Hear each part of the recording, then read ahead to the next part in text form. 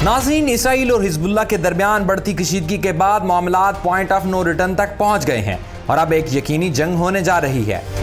Backdoor diplomacy की तमाम तजावीज़ को इसराइली वज़ीर आज़म नेतन्याहू ने मुस्तरद कर दिया है। करप्शन, अकरबा परवरी, किकबैक्स और दिफाई सौदों में कमीशन खाने के इल्जामात का सामना करने वाले नेतन्याहू अपनी कुर्सी बचाने और सजा से बचने के लिए पूरी मशरिक़ वस्ता को जंग में झोंकने का फैसला कर चुके हैं। यही वजह है कि उन्होंने कशीदगी कम करने के लिए अमरीकी बयानात को संजीदगी से नहीं लिया और तुर्की की सालसी की पेशकश भी ठुकरा दी। इसराइल ने ताज़ा तरीन हमलों में लबनान के 8 मकामात को निशाना बनाया, जिसके जवाब में हिजबुल्लाह ने मिसाइल शिकन इसराइली टैंक को तबाह कर दिया। इसराइल की जानिब से बाज न आने के बाद ईरान ने भी जंग में कूदने का ऐलान कर दिया है। सुप्रीम लीडर आयतुल्लाह खामनई ने बड़ा बयान दिया है। इसराइल के लबनान पर हमले के बाद मशरिक़ वस्ता में अहम तरीन पेशरफ्त ये हुई है कि ईरान और सऊदी अरब एक ही पेज पर खड़े दिखाई देते हैं। सऊदी अरब भी लबनान पर इसराइली हमले के न सिर्फ खिलाफ है बल्कि इसराइल को बार बार बाज रहने की तलकीन कर रहा है। नाज़रीन, इसराइली फोर्सेस ने एक बार फिर जनूबी लबनान को निशाना बनाया, जिसके नतीजे में हिजबुल्लाह का इलाकाई कमांडर याज़मेदार मारा गया।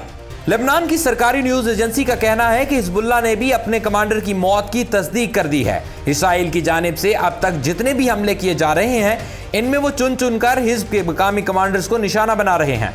इसका साफ मतलब है कि इसराइली फोर्सेस को लेबनान से ही इंटेलिजेंस इतलात मिल रही हैं और वो इस मुखबरी की बुनियाद पर हिज़्ब के अरकान को निशाना बना रहा है। जनूबी लेबनान में हिजबुल्लाह और इसराइली फौज के दरमियान महाजराई कभी बढ़ जाती है और कभी कम हो जाती है।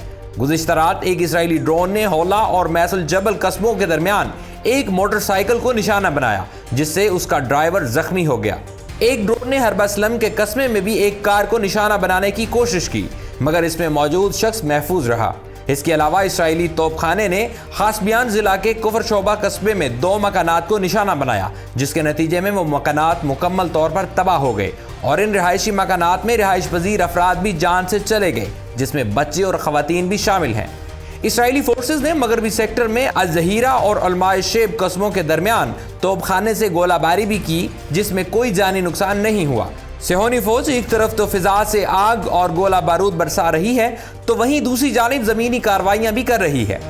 कफरकले के कस्बे को भी तोपखाने की भारी गोलियों का निशाना बनाया गया।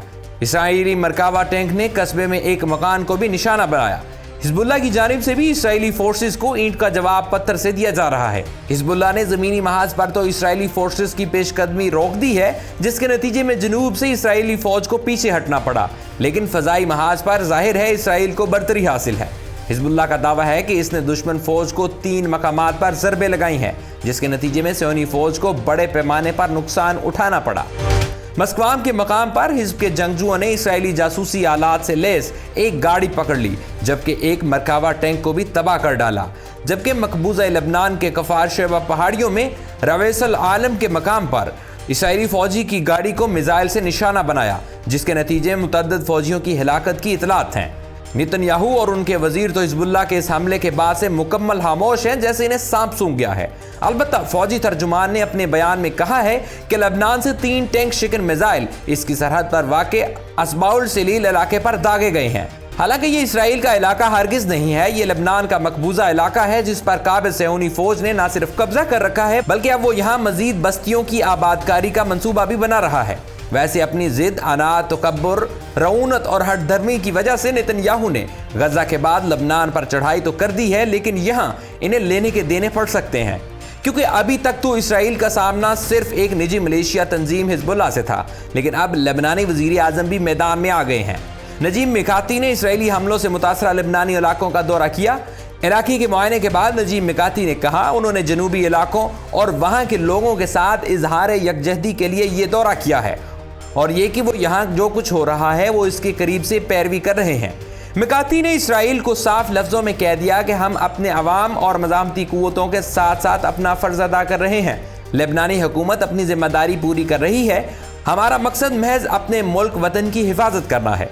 इसराइल से लबनान पर हमले बंद करने और गजा की जंग खत्म करने का मुतालबा करते हुए मिकाती ने खबरदार किया कि अगर नेतन्याहू बाज ना आए तो इन्हें संगीन नताज भुगतना होंगे। लेबनान में मुमकिन जंग के खतरे के पेश नज़र अमरीका, बरतानिया اور یورپی ممالک کے بعد آج سعودی عرب نے بھی اپنے شہریوں کو لبنان چھوڑنے کی ہدایت کر دی۔